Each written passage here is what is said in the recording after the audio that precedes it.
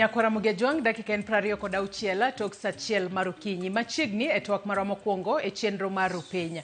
Matai nyinga Joyce Oduor. Okinyi makawuono Nyakwara Mugejwang wadwa twak otudore kod lokruoge mayande kuku mano mar tend Azimio la Umoja otimo. Ka nyaka sani kuku mano mar tenda riwruok mano mar Azimio la Umoja ne oyiero Kalonzo Musyoka mar mondo mi obedo gai mano mar Azimio la Umoja ka jaod bura mano mar Suba South Karoli Omondi no oyier kaka jagoro ka koro nokawo kar Junet Mohamed. Kata kamano Nyakwara Mugejwang moko kuom duond buche manitiere riwruok mano mar Azimio la Umoja One Kenya no wuok oko ka koro kwedo lokruok e telo makamano ka koro ne giwacho ne gikwedo lokruok mano manotima kod kuku mano mar tend riwruogno kendo mano yango Kalonzo Musyoka kaka ogai margi kata ogai mano mar duond bura kata riwruok mano mar Azimio la Umoja. Nyakwara Mugejwang okinyi makawuono antiere kae kod welo mabende gin jokanyo mago mag riwruok mar Azimio la Umoja. Gine duond buche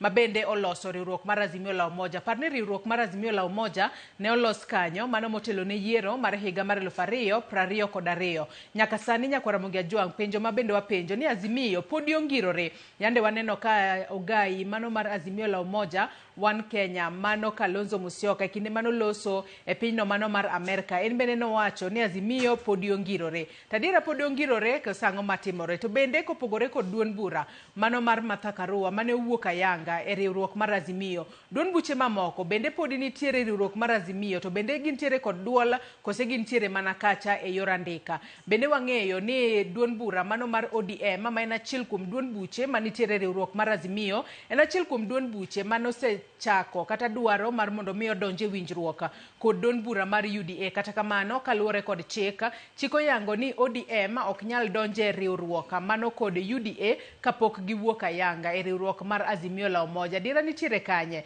to nyaka sani bende pod wanyalo wacho ni Azimio podi ochung' motegno maket kod kaka ne waneno tok yiero mar higa mar 2022 kama tijgi ne keto sirikal tesre. Okinyi makawuono antiere kae kod Omondi koyo jagoro mano mar National Liberal Party ma en achiel kuom duond buche manitiere e Azimio. Wendo machielo Alum Linus jakanyo mar duond bura mar Jubilee obobedo ka oriwore kodwa e kinde mwadhi mbele kod twak mar oyawre. Omondi koyo ichiew nade?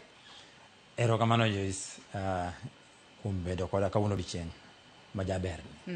Mokwongo achiew maber to kendo iya kawo thuolo ni mar goyo erokamano ne osiepega kaachiel kod oganda duto makasepol kuom dhi aladebe e yiero mane watimo yiero madundo higa manokadho.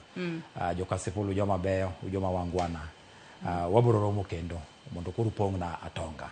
Erokamano. Machiegni ahinya Omondi koyo jagoro National Liberal Party kuom kawo thuolo mari mar chopo e studio kinyi makawuono. Nyakwara Mugejwang bed thuolo mar chwalonwa ote paro penjo moro amora kokalo e namba mar ote machuok 33600. Facebook ibiro yudo achiel kachiel Ramogi TV X @Ramogi TV. Kan bende inyalo tudri koda e Facebook page mara ibiro yuda Joyce Oduor, mbui mara mar X ibiro yuda @Joyce Oduor _ kwachako twak marwa yango kinyi makawuono dago mar mondo mi wawinjane kaka moko kuom duond buche e bor riwruok mar Azimio la Umoja One Kenya nokwedo lokruok mano mar telo manyocha otim e kuku mar tend riwruogno kendo manyo oyango Kalonzo Musyoka kaka ogai mano mar Azimio kendo jaod bura mar Suba South Karoli Omondi kaka jagoro. Omondi koyo mantiere godo ka en achiel kuom jogo mane oloso. Wawinjane kaka ne giloso mondi eko ng'iswa ni ang'o momiyo gikwedo lokruoge makamago.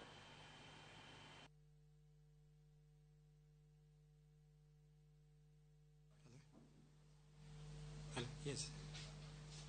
Hello.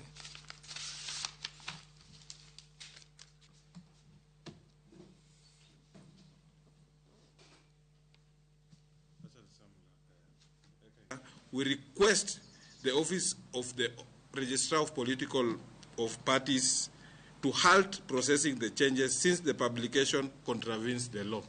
To jogi gine o gigwelo jokanyo mar coalition mondo ji olalre kata mondo ji osom paro.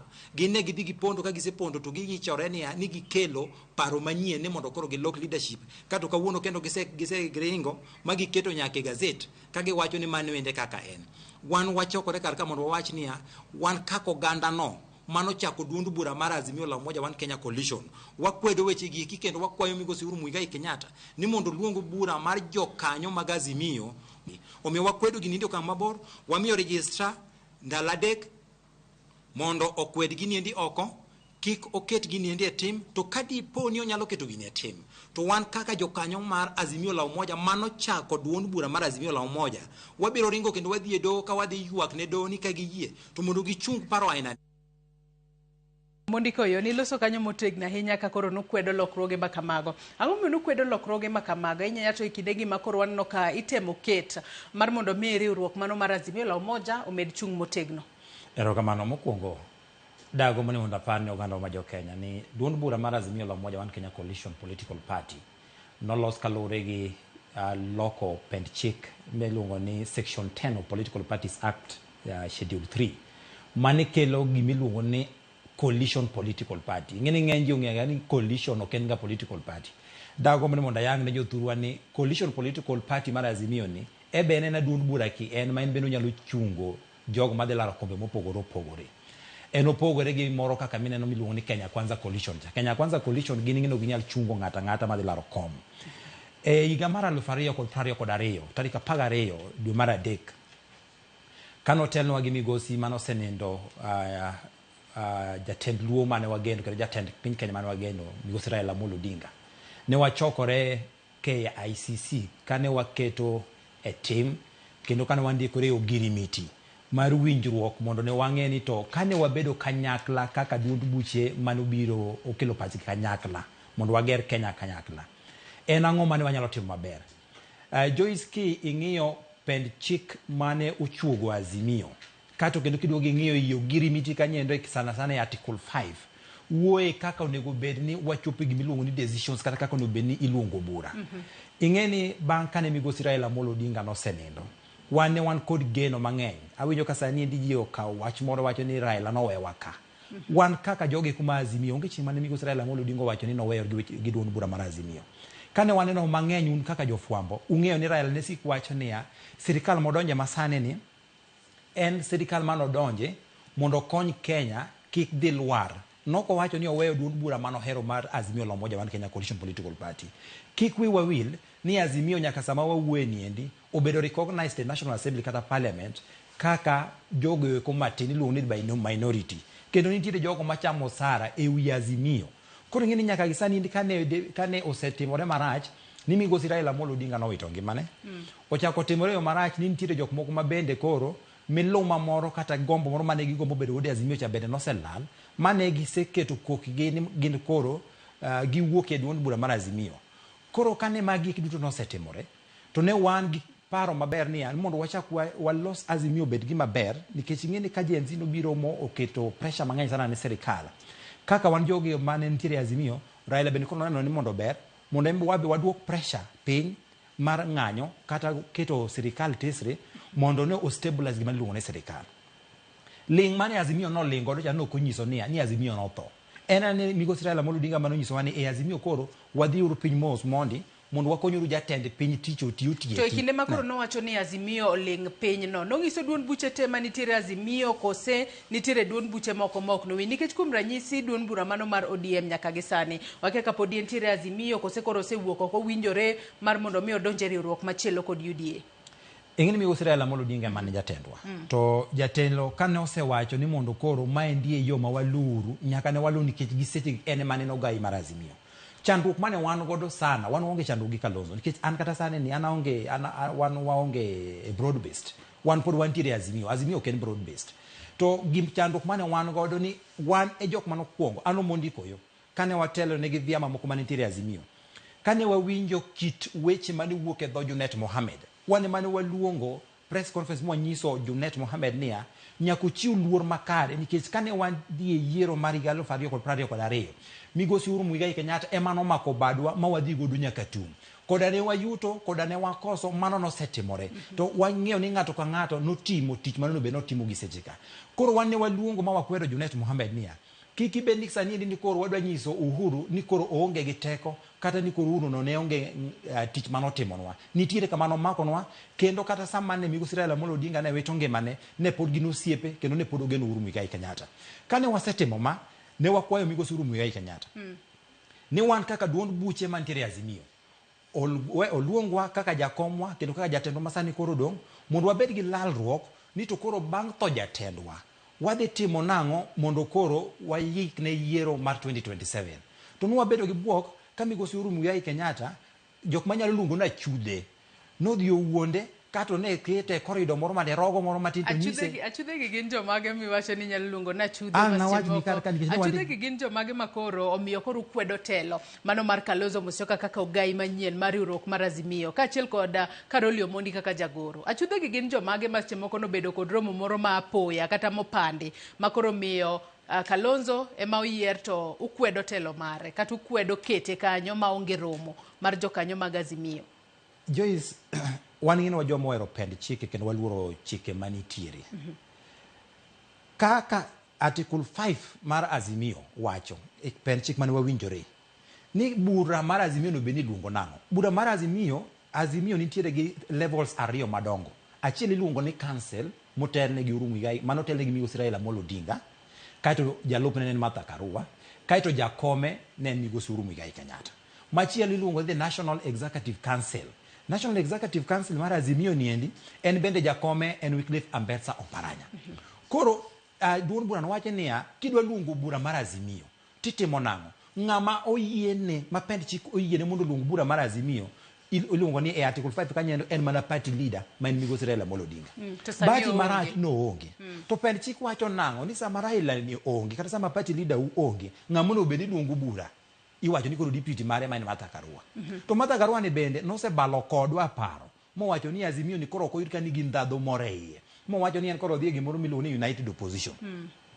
Nyiso ni koro sani endi ne waonge gi party leader mane nyalo luongo bura nowito ngimane. Martha Karua be mane nyalo luongo bura mondo wachak walosre kendo maber kalure gi pend chik ma wane waketi e kokwa bende nosebalo kodwa paro mosedhi. Koro nyiso ni sani endi ne waonge ng'at maber mane nyalo luongo bura. Manyiso ni ka ne en gima ber to ne kono ne waluongore waduto te to wacho niya ng'ama chik oyiene mondo luong bura nosenindo jalupne bende onge koro watimo nang'o. Manyiso niya jok mano luongo bura gin jok ma chik ok oyiene mondo giluong bura emomiyo ipenjo ni tachudhe gin jok mage. An ne sama ne wakwedo wachni nandiko ne jatelo mochung' ne registration of political parties Mr. Cox. Manyiso Mr. Cox niya katiba mar piny Kenya oyienwa mondo wayud information moro amora giluongo ni public information. Wadwa ni mondo nyiswa niya ng'ano luongo bura mar Azimio to wanyise niya miwa attendance register kech bura moro amora kotim mar Azimio nyaka jikete kokgi niya an Omondi ko yuna attend bura to magi resolutions mane wakadho. Ne wakwayo jatelo mandiko duond buche mane oketo gine chapa mar gazet mondo miwa jogo mane odhi e bura jok mane osign omiwa ng'ano luongo bura nikech pend chik be kijaki somo piny kanyo wacho niya einek kacha ng'amu yiene luongo bura en mana Ambetsa Oparanya ma en chairperson.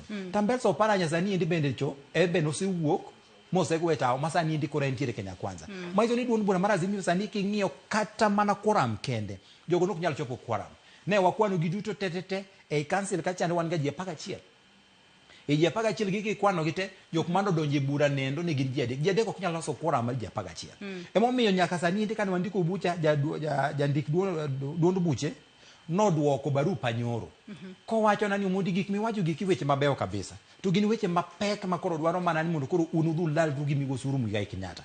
Koro andago mni ka ng'awuo kar ka to mondo dhi amanya ne Uhuru Muigai Kenyatta mondo anyise ni jago no mandiko duond buche nosewacho nani mondo walal rekodi migosi Uhuru Muigai Kenyatta mondo wawinjre wach mar duond bura mar Azimio nikech en bendo yudo niya minutes kata resolutions mano tere office nokoluwo pend chik. Adwani an mana kar seche geko natudore gi migosi Kalonzo Musyoka to yudo kanen loka tapenye jatelo wan waonge kodi gi wach nyaka sani ni endi in presidential candidate marwa kaka Azimio. Lakini ok inyal timo lokruok e duond bura mar Azimio kiluwe dirisha dwalo we wang dot mondo gik moko obede laye maber duoka gik moko e wang opara mondo ng'ato ka ng'ato winj ka gima en jakanyo. Adwani mag parono ge kanyo nikech penjo mapenjore kawuono Azimio podi ongirore iwacho kanyo makare ni sani Azimio ero wang'eyo ni moluor Raila Amolo Odinga nowito ngimane.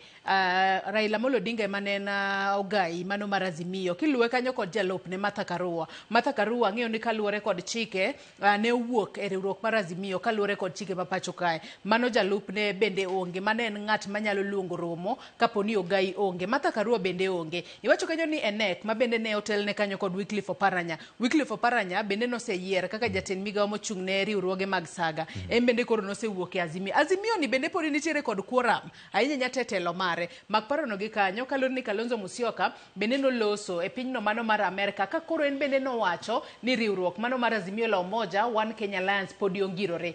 Azimio podi ongirore adiera. We winjane kaka Kalonzo Musyoka noloso monde.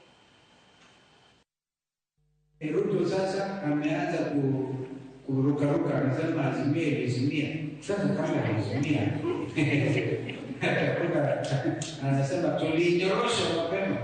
I think he was even forgetting. He's trying to talk to Luo Nyanza wapatie support, lakini unachekelea baba na baba melala, unasema tulinyorosha. Sasa ndio mshida maajabu ya leadership ya kwetu kule. But ODM pia wamezungumza openly huko Busia, wakasema they are not in UDA. And so they Azimio Umoja wa Kenya. That is the argument inaendelea, very healthy argument. Kutusaidie kwa maombi ndio William Ruto amke aone the constitution says Kenya is a multi-party democracy. Haya, mano Ogai, mano mar Azimio la Umoja One Kenya Kalonzo Musyoka ikine mano noloso ka intiere kanisa mano mar PCEA mano Baltimore mayudore pinyno mano mar Amerika. Ka bende nowacho ni Azimio podi biro dhi nyime gi tayo chenro mago mag keto sirikal tesre. To bende osebedo kotimo kamano adiera ahinya to tok yiero mano mar higa mar 2022. Nyakora muge joga ng'isi ni wendo namba chielo mano Alum Linus jakanyo maduong' bura mar Jubilee robedo kariwore kodwa kwa dhi mbele ko twak maro yore. Linus ichio na dokinyi makawuono. Yaure nya Joyce nyakoro muge joang agomos kum deko matene wanti gi traffic kung'eyo condition man Nairobi lakini wan kanyakla.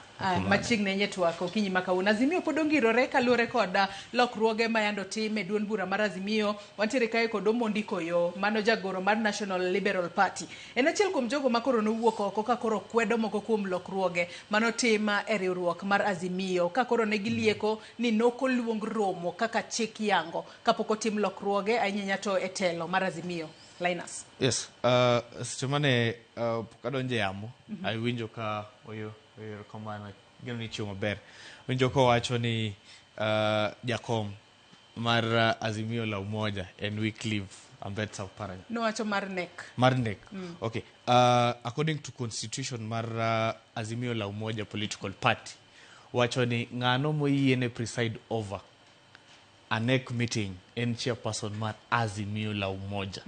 Chairperson mar Azimio la Umoja en Muluor mano sebedo ker mar Kenya, His Excellency Uhuru Muigai Kenyatta. Kendo meetings mano bedo tarik 2 dwe mar 2 ni nen according to constitution mar NEC kendo they were presided over. Attendees mano attend jok mano obede burano. Wan gi Uhuru Muigai Kenyatta, wan gi Kalonzo Musyoka, wan gi Charity Ngilu, wan gi Raphael Tuju maen outgoing executive director, nentie Ole Kenta, nentiere Karoli Omondi, David Murathe, Enoch Kwambua. Mago jok ma ni NEC mar Azimio la Umoja movement. Koro bura no ne en bura maber kendo ka Omondi koyo wacho ni no ken bura mano olu open check to just questioning. Ero kama. Ilero kanyo makare ahinya to kaluore kod weche mosebeda kaiwacha ahinya to kaka chung mar Azimio nyaka sani Linus kapod antiere kuomi winjo kanyo ka Kalonzo Musyoka benende loso ka entere pinyno mano mar Amerika kwacho ni Azimio podi ochung motegno kendo pod obobedo ka omedo timo tije mano mar keto sirikal tesre.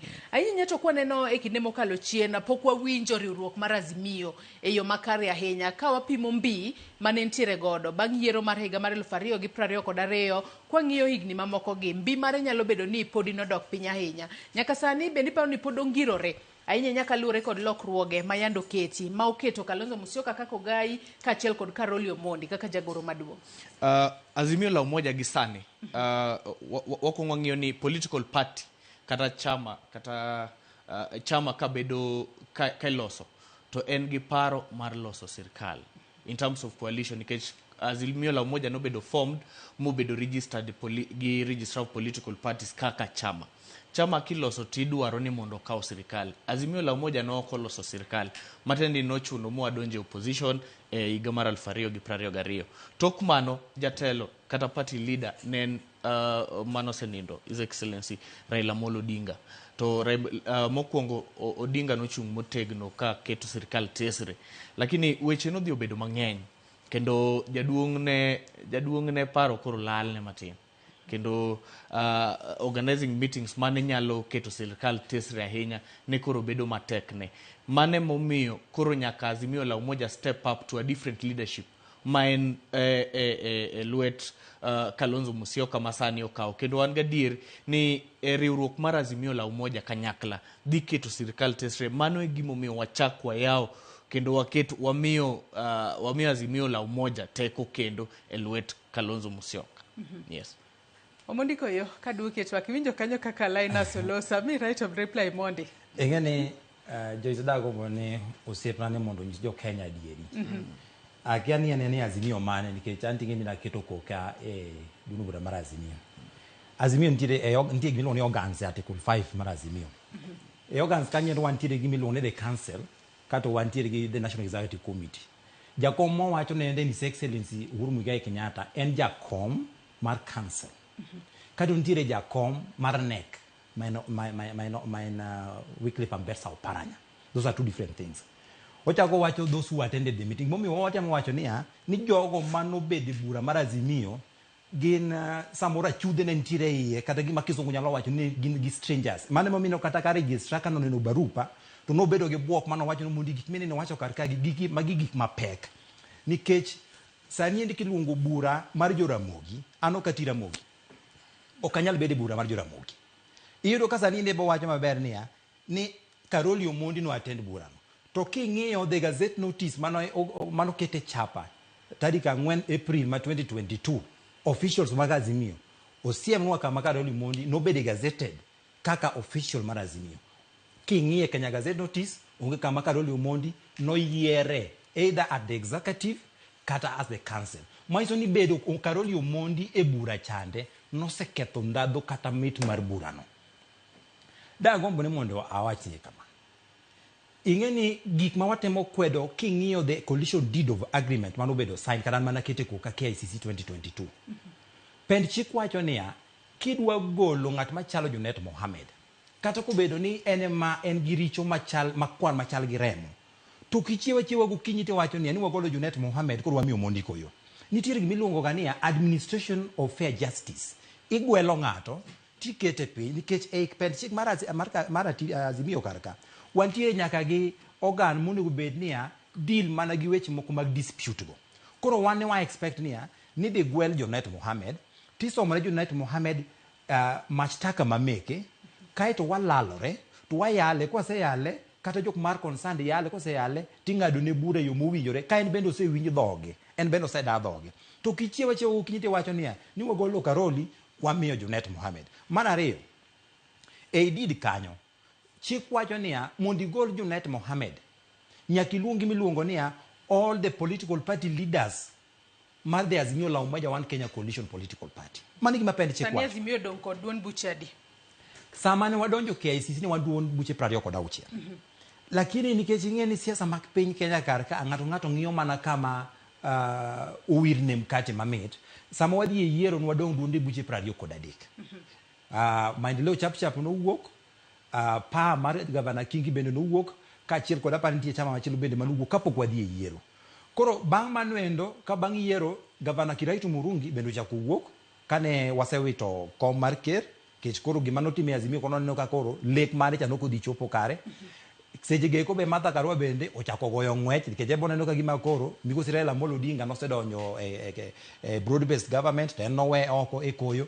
Koro be nochako dugo wuok wacha niya odhi omanyo osiepe mamoko. Koro sama wawuoye niendi duond buche modong' e Azimio ma pod ongirore ma pok owuok makata ODM pod gin member nikech pok gi apply mondo giwuogi gin 21. Ei 21 pen chik wacho niya ang'o mamiyo nyalo miyo Azimio koro kik bedi. Ung'eni samoro penjo niya ni Azimio ni nosethoga kose entiere ga. Kik unegwa ka sawa mar thopo kochopo. gima pend chik wacho ni gima nyalo nego duond bura mar Azimio en ni ka ji teo lalore ma ji owinjore niya ni koro duond bura mar Azimio la Umoja man Kenya Coalition Political Party nikech is a corporate political party koro kwadware kata koponia ji owuok kendo koro kaka Martha Karua nowuok kaachiel gi Gavana Kingi gini nowuok gi Mutua gini bende nowuok ka di bedi duond buche gi nyalo wuok ma gidong matis ne ariyo eka koro duond bura no koro tho gi sane niendi pod wangirore position mane wakao chande mar ling cha nok en niya ne wanyap position ne wakao nikech migosi Raila Amolo Odinga ema nonyisowa niya wakweuru liet mar siasa mondo waketru economy mar piny Kenya o stabilize mondi siasa wabudu tugu chakre 2026 2026 ma wasichopo ni tema koro wachako ilero kanyo makare ahinya Linus Omondi koyo chama ni en chama matin ahinya e Azimio la Umoja Party. In fact, I even doubt ka chama ni nigi kata elected leaders nyaka gisani. Koro okinyal pingo decision ma chama madongo machalo Jubilee Party gi ODM okao mar change mar loko to penjo Linus iwacho ni duond bura mano mar Omondi koyo nitiere en duond bura matin moko nyal pingo gima duond buche mamoko madongo wacho penjo en ni riwruok mar Azimio ka e kinde makoro itimo lokruoge makamagi ing'iyo mbi ma duond bura ka duond bura nitiere godo kosel gino makoro ji noseyie ni makoro en ot achiel wadonje waduto obed ni duond bura mar waduong kata duond bura mar watin decision mane obedo taken nyaka obed straightforward gi decision mane obedo taken tarik 2 dwe mar 2 waseng'iyo ni jatelo mar Azimio la Umoja ma en party leader no osenindo koro they had to be a meeting iluongo ni bura miluongo ma lam pio mondo mi Azimio la Umoja otimre nade odhi mbele nikech jatelo ma en party leader osenindo same to ODM seche mane Raila Amolo Odinga otho ne oluong bura pio in fact within 24 hours mondo mi giyud ng'at manyalo kawangoa ng'at manyalo kawti to inside that decision mar change party leadership mar Azimio la Umoja nyaka be wangi ni joma wantie go ka are they loyal to the cause ni ang'o momiyo nwachako Azimio la Umoja no kwachako Azimio la Umoja ni mondo wari in fact ka no make decision kata ka no ogwel oketo koke MOU mar memorandum of understanding mar jo Azimio negi wacho maler ni ok ginyal tiyo gi Ruto to king'iyo secretary general mar Azimio la Umoja Junet Mohamed pile owero Ruto ochamo Ruto breakfast ochamo Ruto lunch ochamo Ruto sa en decision mane ang'o mane gidwaro ni mondo wa explain negi yet they can honestly see ni we cannot work together gi secretary general machal kama koyo wacho mana matin mondiko yo koyo wacho ni embondo kokwedo kang mano mar golo Junet Mohamed makmana ne giwacho ni yo mano gole godo ema giwacho no ken yo makare ne wacho ni ene ber ka kori kelo Junet Mohamed piny to kori yale ingise ni makosa marien ma gimomiyo koro wagoli lai makamano ema pano ni Omondi koyo ka achiel kod lange mamoko mago ma jokanyo mag Azimio nok mor godo kod lai manoti godo e timo lokruoge makamagi Linus nitiere decisions maka bedo taken gi party leadership nyaka wangi ni all the constitutional regulations kata chikete no lu maber Junet Mohamed nitiere timbe moko makitimo e mbele cameras to nyiso ni we cannot even call you there's need to kendo nitiere rush ka nikech wahao yiero mar 2027 we don't have time ka okinyal ringo kodwa kama to we expel you we let you out we let you go in fact jite sani Azimio la Umoja chako rejuvenate jite maok dhi gi our regulations kata our understanding man wabedo go 2022 nyaka koro waket gi tesre mondo wadhi mbele gi jok manyalo tiyo go kanyakla mar keto sirkal ang'o tesre Junet ere kaka Junet Mohamed nyalo keto sirkal tesre in fact and already and conflicted yes koyo ng'eni penjo siep na mondo siem na e ped chik gima miyo gi teko kata gima no miyo migo suru ngwe kende kich apani ane mana kungu ndiko ni Uhuru Muigai Kenyatta muuru lungu bura ena pani poko ndiko ni Uhuru Kenyatta mara reyo ane mana chaka ndiko ni kendo register mara jisano chako ndiko barua ni Uhuru Kenyatta mo wacha ni koro wadwa lal Uhuru Kenyatta en poko ndiko ni Uhuru Kenyatta ingeni Joyce apenje ni ya Karoli Omondi mano dhie bura no odhie bura kaka nga osiem na gazet notice mano gazet Omondi mano onge. Mar ariyo apenje ni mondo siemnwa ni to pend chik mane mawacho niya ni ka duond bura maduong' tinyalo luongo kendo kaka koro iwacho niya ni duond bura moro nitiere ni matiso. Wena puonji osiepna. Onge ga duond bura matin e bwok piny Kenya ka. Enena niya politics in Kenya en ga dynamic. Kawuono yudo ka Jubilee majority party, kinyo ODM tin, odiong machielo nendo PNU teko ne nitiere. Duond buche te kisomo pend chik maloso duond buche kaka nolos UDA e kaka nolos National Liberal Party. Gima Auditor General dwaro kum UDA kata kum ODM eme dwaro kum National Liberal Party. Gima National Secretary General onego bene timo ne chama mar ODM ema abe anu Omondi koyo abatimo ne chama mar National Liberal Party. Gima dago ni mondo apuonjo siepna ni matin mondo wakonyo jothurwa. Kadi beni do awacho sani ende ni Junet koro ni rach. We apar ni migosi Uhuru Muigai Kenyatta. Masani indi en jatend wa Azimio kaka chairperson. En achiel nodhi nyaka State House ma ogwelo siepege moko momi kombe mopogore e serikal masani nitiere. Migosi Uhuru Muigai Kenyatta waseneno ka nitiere State House kendo ka nyiero gi Ruto. Wan ing'eyo gima ng'eny niya watugo siasa moro mar maendeleo ok siasa moro mar agoko. En gima moro mar agoko kar kania ni waduon buche madongo wapar ni e higa mar 2022 ne wayudo 6.9 million votes. Kura milion 6.9 6.9 million votes ginyiso niya migosi Raila Amolo Odinga ne ng'ama riek noseng'e maber niya yiero mag piny Kenya masane ni ok inyal dhi yudo kura moro motegno kokiriwri gi oganda moko. Sani indi king'iyo mathematically and scientifically kane wabet piny bang' yiero kane watimo postmortem kama kom Raila Amolo Odinga manobet kane chia meeting nogonwa erokamano kaka jo Azimio kowacho niya ka dine bed ni ok ne wabedo kanyakla kaka duond buche man tiso mane nitiere Azimio nyiso ni kare William Ruto dino yowa gi almost 3 million votes. Nyiso niya ODM kende nok nyal kelo 6.9 million votes. Koro mi osiepna kiwacho ni nitiere duond buche moko matiso to aparo ni lal dware mondo duogi ng'e ni to kare political parties ginang'o to why political parties form. Mar ariyo sani endi no ka kore wacho wach mar Junet Mohammed kore siemo Junet Mohammed Junet rach to ka koro Karoli Omondi ni ema no yanyo wa 2022 Karoli Omondi achiel masani kore wacho ni nen gi Ruto man in fact ng'ano kugelo Ruto kata Luo Nyanza nen Karoli Omondi. Karoli Omondi ni mano kuongo balo kata kodwa wan ne wagombo mane kaka jo Azimio kaito Karoli Omondi gisane ni pod nitiere ODM. Ok inyal dhi gwelo Karoli Omondi e ODM ka ok ilalori gi telo kata leadership mar ODM kocha. Kaka Karoli ne dwa bet Jubilee to odare ODM to dhi omanyo election Suba South kani Suba kumoa e chande mondi to duogo bet Jubilee kar jo Jubilee ko yiere SG. To position mar Secretary General machande position mane nitiere e Azimio to nen mar jo ODM. Jo ODM ge koni luongo gi aluongo kata nyiso gi ni wantiere gi bura biuru mondo walalre uru mondo wa replace uru Junet ka waseyale ma wayudo ni en gi makosa. To kichie go kinyite wajo ni wan duond bura maduong' kian wan koro wan wasebet ok apar kata ka migosi Uhuru Muigai Kenyatta beninga gi para inano niya nitiere duond buche madongo dine bedi en gi para inano dino dhi election ki en kaka Jubilee kata kaka ODM. To wan wago ni Raila Amolo Odinga erokamano nikech ong'eyo ndadho ma political parties kelo. Linus kaka achiel kapok wadhi e yueyo. We mondo me a respond ne Omondi koyo. Nyaka chaka wach maler.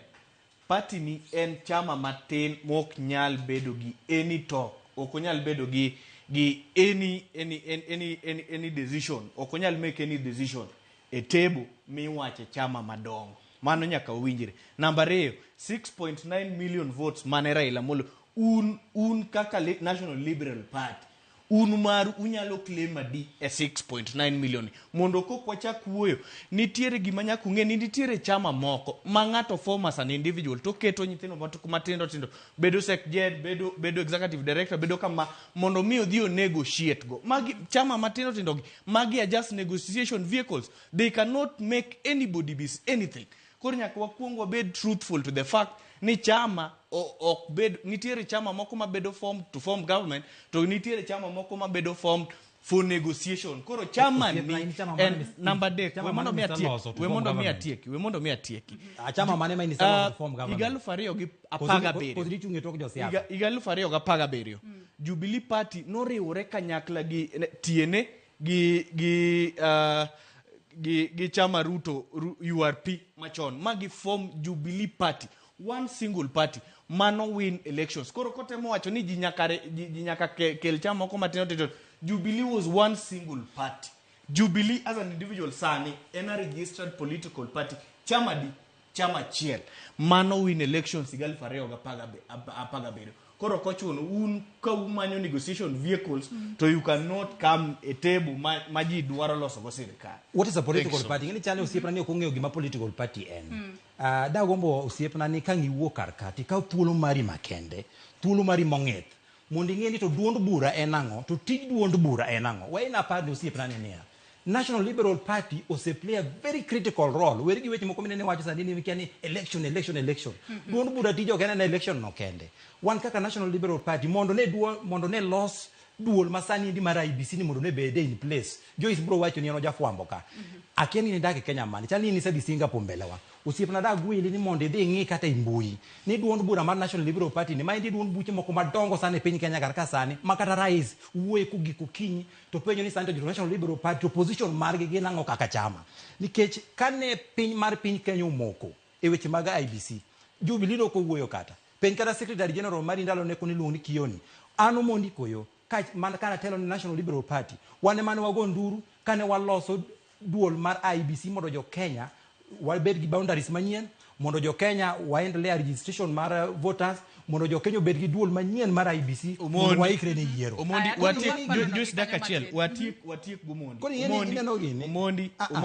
Omondi ungi wawe wuondo joluo jaluo mane kata jokanyana mandala mong'e ni party ok bed formed for political reasons en kao piny en team elections en ni yiero koro un gi elected leaders adi nyaka kawuono un gadi adwano mak parono gi kanyo mati nikech wang'e ni kata duond bura mano mar Jubilee Party no los tok duond bura mano mar TNA mano mar Uhuru kaachiel kod URP mano mar Ruto noriwore kanyakla mano loso duond bura mano mar Jubilee mano motelo ne yiero mar higa mar 2017 adwano mak parono gi kanyo kaloni gi sani waloso go tudore kod riwruok mar Azimio uduto un jo kanyo mago mag riwruok mar Azimio wadwa goyo mbaka ni ka wadhi mbele Azimio ne wakelo kanyakla obed duond bura mano mar National Liberal Party kaachiel kod mano mar Jubilee kanyakla yo machalo nade to seche moko kabiro mbele botelo mano mar Kalonzo Musyoka unyalo keto sirikal tesre e yo machalo nade nyakwara muge jo mwaka yo madundo gi sani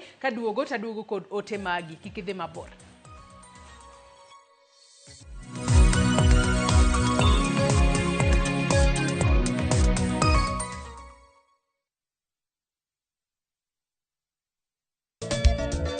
Machigni nyakoro monga jwange chenro mar ngoma owake wuok tich akelo ni mix mokwe e kaito tichario reggae owake yani tunaongea na majar rastafara alafu tichadek nyakoro monga jwange akelo ni mana yani ngeni baka giwasani Tichangwena is kama nene yani kitambo zama za kale. Alafu Friday, si unajua tu Friday tunafanya namna hii nyakora magojong Friday sukuzo wake. Sapara kidaka paga beach nyaka sapaga rio kod an PDG Papa Vic yani ukipenda mzee kijana.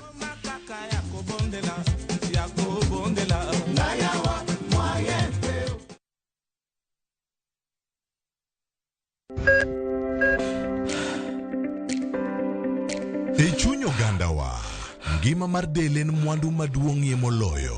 Mondo tekruok mar dende obed maber ok gin ga gik matek gin gik miluongo ni lifestyle manyiso ga jotuo ni gigi ok gin gik minyiewo gin gik mitimo. We bedo gi kiawa kendo chak bedo gi ng'eyo. Nachako chemotherapy.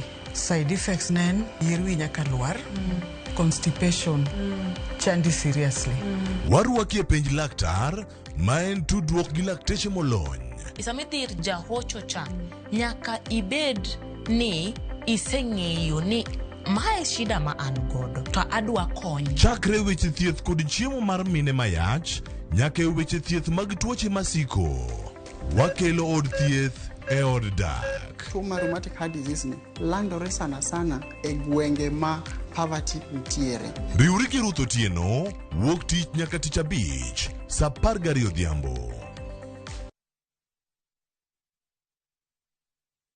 Chakre dho nam lolwe nyaka e nderni mag boma maduong'. Pesa ka pesa nigi sigande.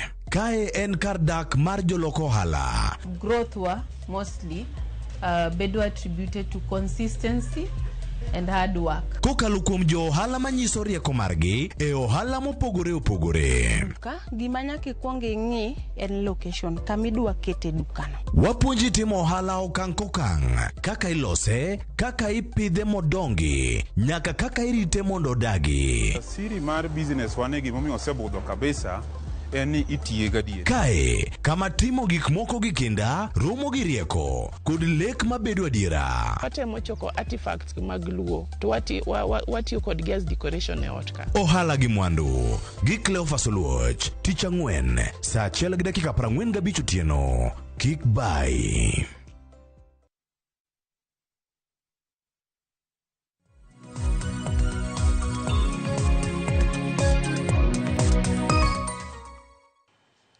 Machiegni kendo nyakwara Mogejwang' wadhi mbele kod twak marwa e chenro mar piny. Kapo ni kitudri kodwa gi sani, watwak kotudore kod riwruok mano mar Azimio la Umoja kalure kod lokruoge mayande giketo. Mano miyo Kalonzo Musyoka obedo ogai kaka Roli Omondi obedo jagoro maduong' mano mar riwruok mar Azimio. Azimio Podi Ongirore kose oyo. Mane penjo mwa penjo. Kapo ni kitudri kodwa gi sani, antiere kae kod Alum Linus jakanyo mano mar duond bura mar Jubilee kachiel kod Omondi koyo mano jagoro mar National Liberal Party. Anyisi ni chwalnwa ote magi kokale yore waduto te mag tudruok okinyi makawuono. Soma ni moko kuom ote ma ochwalonwa achiel kachiel wawinjane paro mago mag joneno magwa kuonde mopogore opogore magineno okinyi makawuono. Ote makamago kinyalo mana ketna mar mondo mi asomgi mondo wawinjane ni to nyakwara Mogejwang' wacho nang'o. Akukutieno mar Thinlich Ohinga Migori County ng'isa ka ni Joyce pejna koyoni to mokwongo be oyiene party mondo odonj e keny gi party moro kapok oweyo kenya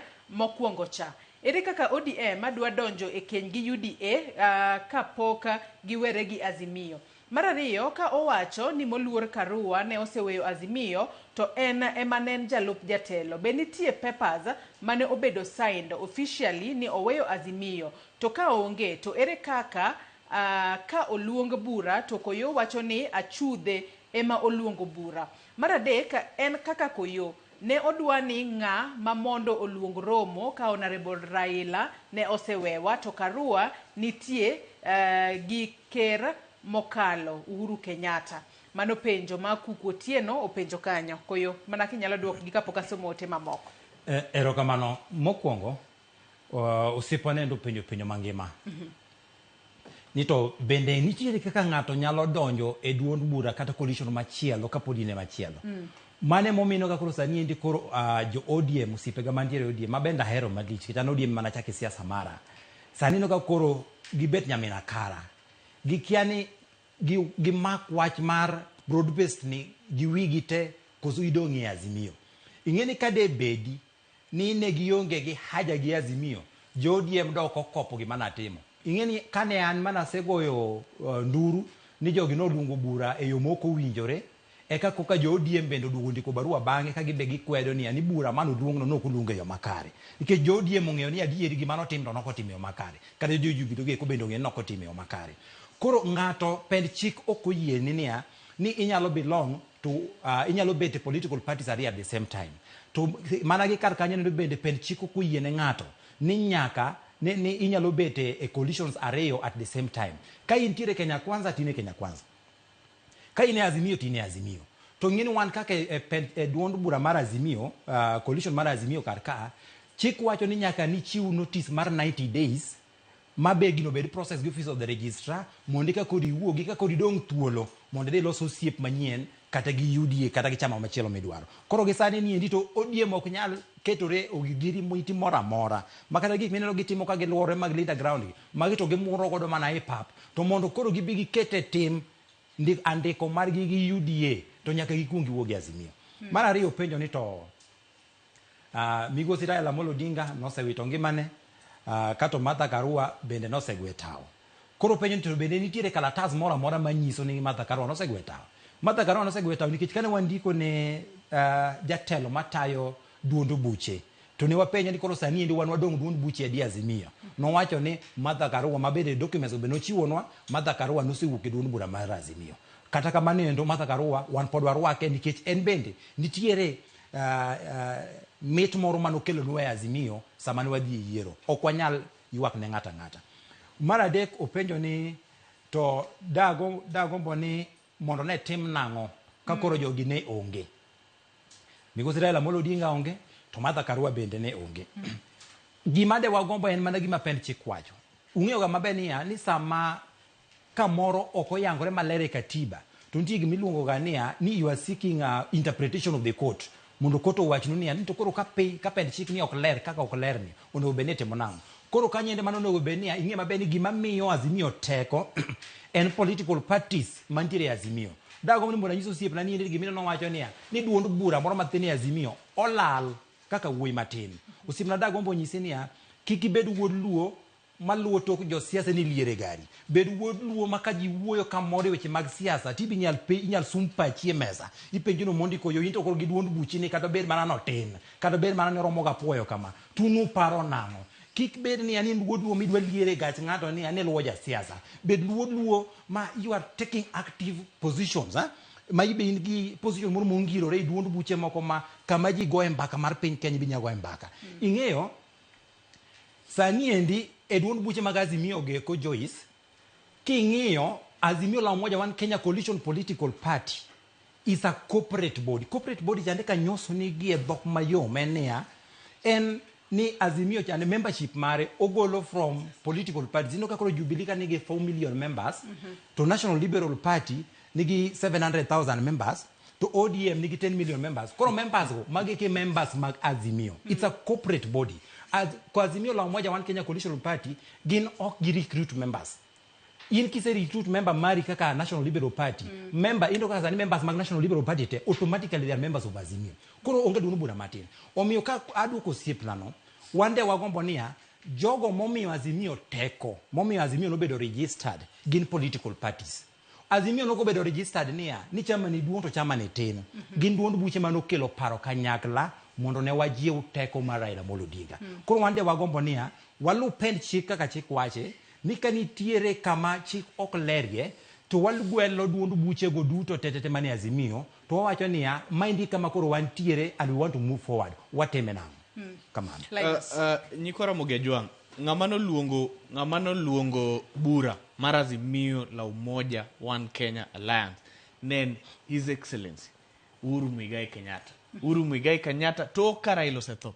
Kata under party leadership mar coalition mar Azimio la Umoja.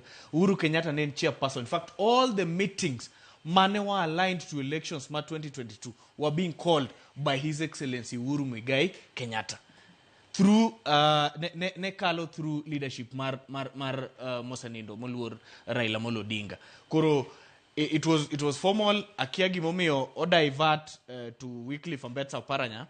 If kaudwot ni utigi ODM mose madwa donje sirkal to the uruti un kaka National Liberal Party. Ngama pingo decision mar Uhuru Muigai Kenyatta mar luongo bura. Mano ngama dwa no dhi oti gi joka Junet mondo gidhi gi los sirkal, gidhi gi los coalition gi broad base. Ginyalo exit easily. After number 2, questioning ability mara a Jubilee Party, it is not under your command. In party ni en chama poda wacho ne Nyikora Mugi. Chama matin maonge kata gi ng'amo yier Luo Nyanza. Ageno kata Nyikora Mugi ajua mang'eny ong'eyo mana party mar akiani Liberal akiani National Party poster mar Joramogi Nyoro. En party ma ji okia kumantie. Mago are negotiation vehicles. You negotiate and you don't negotiate fairly. Nyagi sani inano kata ka barupe no poko bedo recognize nikech sani the leader mar Azimio la Umoja National One Kenya Alliance en moluor Kalonzo Musyoka nyaka gisani. Kendo Secretary General en Karoli Omondi, whether they like it or not. Or they just confirm as a small party. They have no say. Ado nasoma ne ote mamoko Manyakora Mogejwang medo chwalo no ako kaliro adutote wadong mana gi dakika 5 kende twatiko twak maro Elisho Dhiambo wuoda Asembo Nyagoko wacho ni Azimio nene rumo bang' yiero ni mar riwruoge mag siasa rumo ga bang' yiero. Ote machielo Makakumu Junior mar Kirindo Kasbunga Mbeta wacho na no twak makare Azimio no rumo chona kabisa. Mago ote mag joneno magwa Odeka bende wacho ni Azimio is, died on 13th August mano higa mar 2022. Ruth Nyathi Ochieng' bende wacho ni adiera manitie en ni Azimio oserumo. Welo manie studio kanyo chal ma Podi ni gin in denial ni Azimio oserumo. Gichak chon gimany riwruok ma active. Odhi mbele kowacho ni duond bura ok en nyinga, en activeness.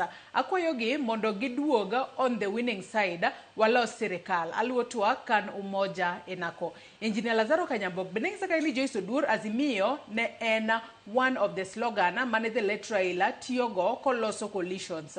Koro Kalonzo kata Uhuru can't copy paste baba. Makata migi mana ogut babacha. Odhi mbele kowacho ni koro joma oramo ni ODM bende en part of Azimio kata mana e deathbed. Dak gilerwa kaka e fate mar NASA gi koda. Owacho ka ni weuru joluo o discover kama interest margi nyalo bedo taken care of. Kik ubag ji because of personal interest of some few individuals.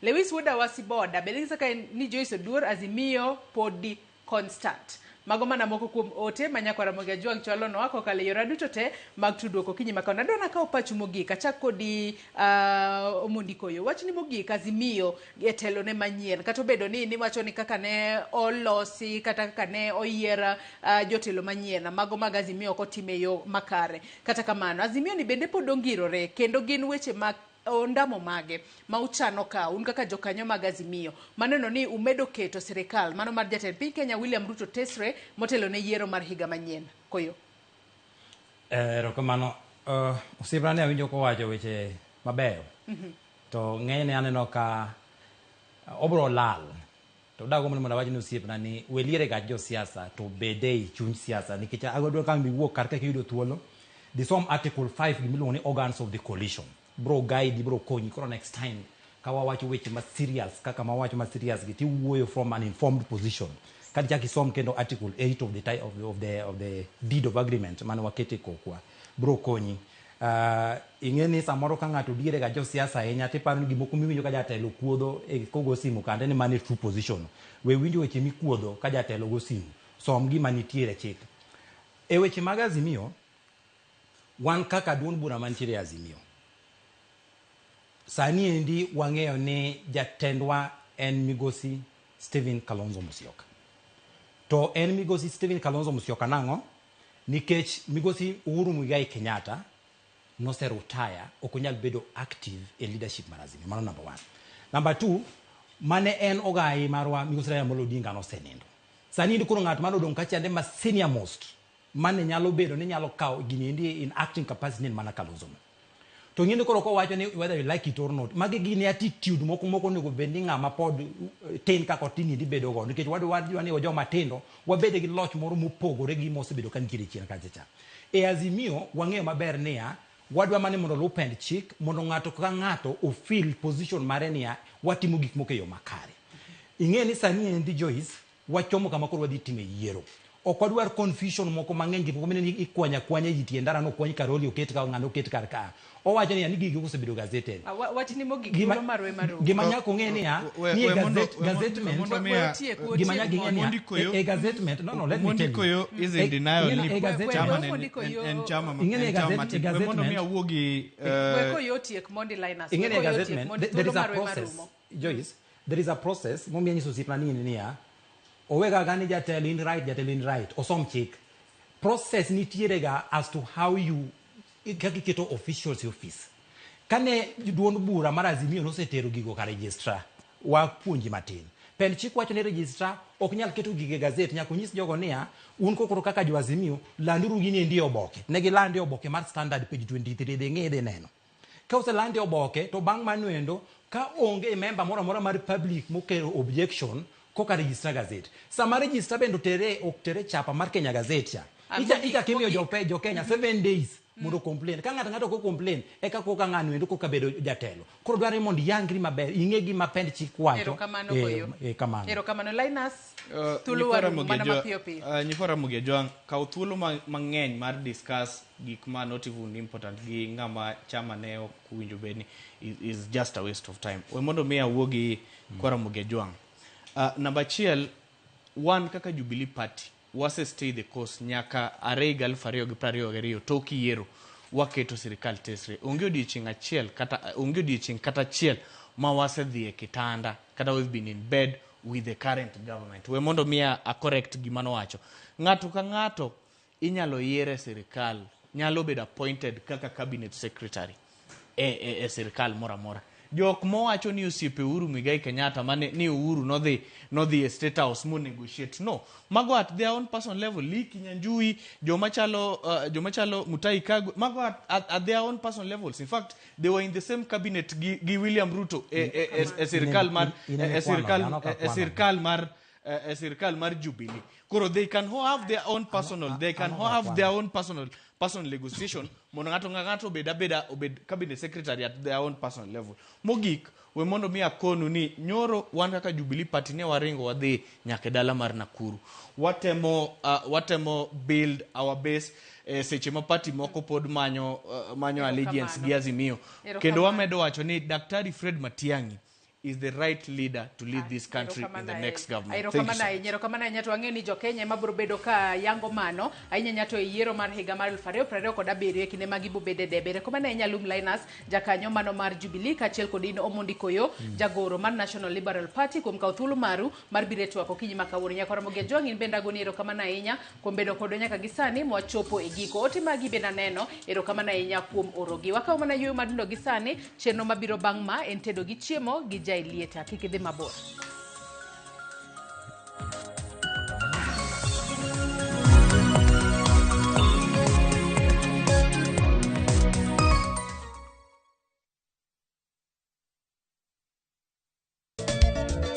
Machiegni Nyakora Mugia Jwang e chenro mar ngoma